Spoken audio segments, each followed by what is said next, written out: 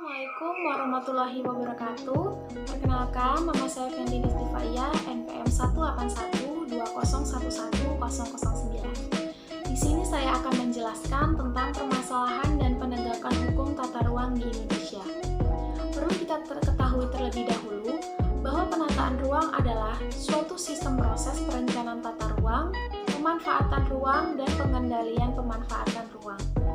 Contoh dari Peraturan Perundangan Penataan Ruang Nasional yaitu ada Undang-Undang Nomor 26 Tahun 2007 tentang Penataan Ruang, ada PP Nomor 26 Tahun 2008 tentang RT/RW Nasional, dan masih banyak yang lainnya. Yang akan saya bahas selanjutnya yaitu mengenai pembinaan tata ruang.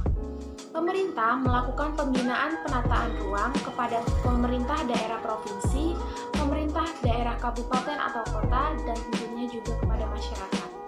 Pembinaan penataan ruang dilaksanakan melalui koordinasi penyelenggara penataan ruang, sosialisasi peraturan perundang-undangan, dan sosialisasi pedoman bidang penataan ruang.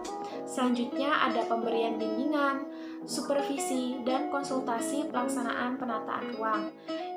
Ada pendidikan dan pelatihan, penelitian dan pengembangan sistem informasi dan komunikasi penataan ruang, penyebarluasan informasi penataan ruang kepada masyarakat, dan yang terakhir yaitu ada pengembangan kesadaran dan tanggung jawab dari masyarakat.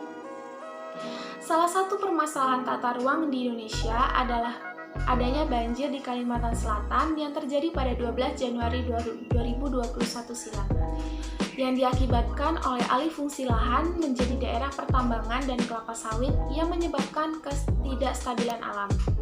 Pengalih fungsi lahan 1,2 juta hektar membuat kawasan hutan di Kalimantan Selatan menjadi kritis, sehingga saat hujan turun dengan intensitas sedang, hutan tidak bisa menyerap air dengan banyak, lalu air hujan mengalir ke sungai dan meluap.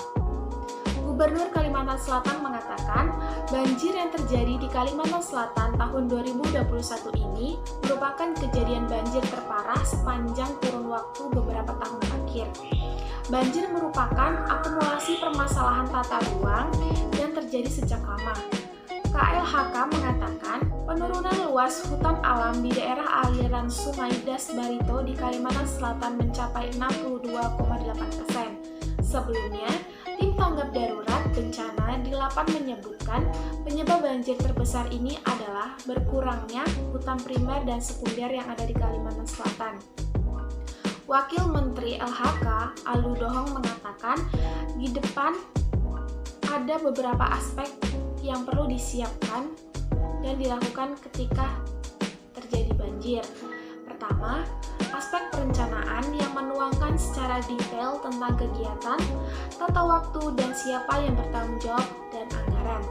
Dua, rekayasa teknis, termasuk di dalamnya aspek regulatif dan penataan ruang. Caranya dengan membuat bendungan, daerah tangkapan air, dan normalisasi sungai, termasuk Perda Jasa Ekosistem Kalimantan Selatan. Yang ketiga, ada vegetatif, yaitu kegiatan rehabilitasi daerah aliran sungai, konservasi tanah dan air, penanganan lahan kritis, dan agroforestry.